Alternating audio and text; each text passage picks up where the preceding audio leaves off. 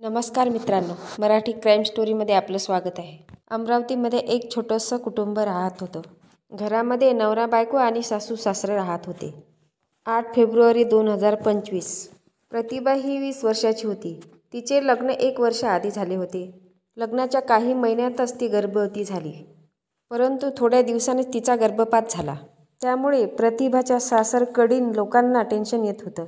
आपल्या सुनेला कधी मूल होणार नाही, आपल्या प्रॉपर्टीला वंशाचा दिवा वाढणार नाही याची काळजी त्यांना वाटत होती. त्यांनी प्रतिभाचे अनेक दवाखान्यामध्ये उपचार घेतले, परंतु काहीच फरक पडला नाही. एक दिवस रात्रीला अचानक प्रतिभाच्या पोटात खूप दुखायला लागले. पोट खूप जास्त दुखत असल्यामुळे तिने घरच्यांना याची माहिती दिली. तेव्हा प्रतिभाच्या सासू सासऱ्यांना वाटले की प्रतिभाला फार मोठा आजार असावा, त्यामुळेच प्रतिभाचा गर्भ होत आहे अशी शंका त्यांना वाटली. प्रतिभावर नियमित उपचार सुरू होते, परंतु त्याचा काही उपयोग झाला नाही. प्रतिभाचं वय कमी असल्यामुळे प्रतिभाचा गर्भपात होत आहे असे डॉक्टरांनी सांगितले होते. परंतु तिच्या सासरकडील लोकांना घराला वारस हवा होता, त्यासाठी ते लोक काहीही करायला तयार होते. एक दिवस अंधश्रद्धेवर विश्वास ठेवून त्यांनी इकडे तिकडे विचारपूस केली. सून गर्भवती राहण्यासाठी एक दिवस त्यांच्या नात्यातील तांत्रिक दिगंबर चव्हाण हा 5 फेब्रुवारीला प्रतिभाच्या घरी आला. त्यावेळी त्यांच्यात सुनेबद्दलची चर्चा झाली. आपल्या सुनेचा नेहमी गर्भपात होत आहे असे तांत्रिक दिगंबर चव्हाणला सांगितले. त्याने लगेच प्रतिभाच्या नवऱ्याला बोलावलं, समोर बसवलं आणि त्याचा हात बघितला. लगेच निंबू घेऊन प्रतिभाच्या नवऱ्याच्या शर्टवर अंगावर काही मंत्र पुटपुटत घासलं आणि प्रतिभाला पण आपल्यासमोर बोलावून घेतलं. तिचा पण हात देखील बघितला.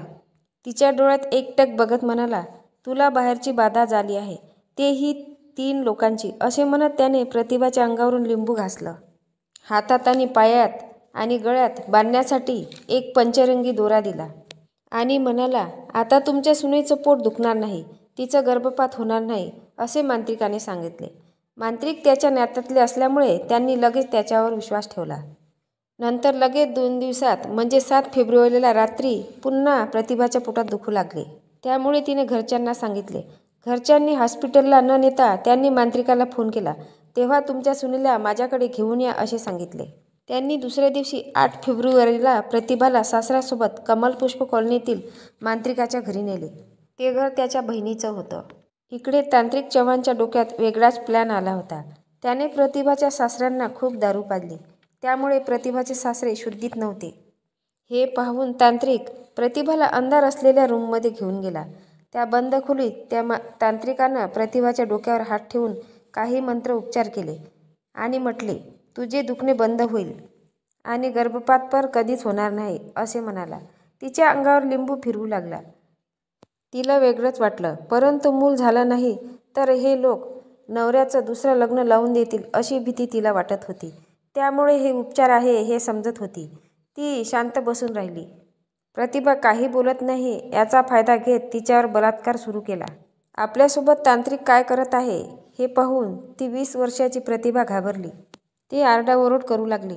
तांत्रिक रागात प्रतिभाला म्हणाला, तू जर ओरडली तर मी तुझ्यावर लगेच जादूटोणा करेल आणि तुला पुढे बघून घेईल अशी धमकी तांत्रिकाने प्रतिभाला दिली. ती खूप घाबरली. ती भीतीमुळे शांत राहिली.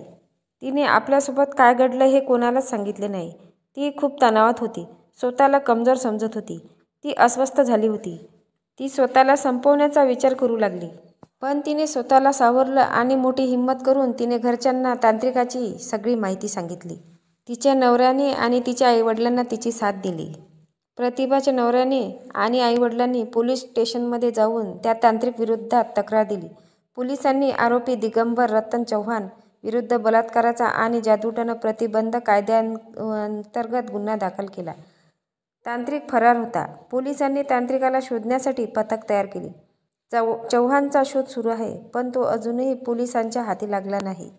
मित्रांनो, अंधश्रद्धा अजूनही आपल्या देशामध्ये आहे. या अंधश्रद्धेचा फायदा घेत त्या साधूने प्रतिभाचा बलात्कार केला. या घटनेबद्दल तुम्हाला काय वाटते नक्की कमेंट बॉक्समध्ये सांगा. नवीन असाल तर चॅनलला सबस्क्राईब करा, लाईक करा. भेटूया पुढल्या व्हिडिओत. जय महाराष्ट्र.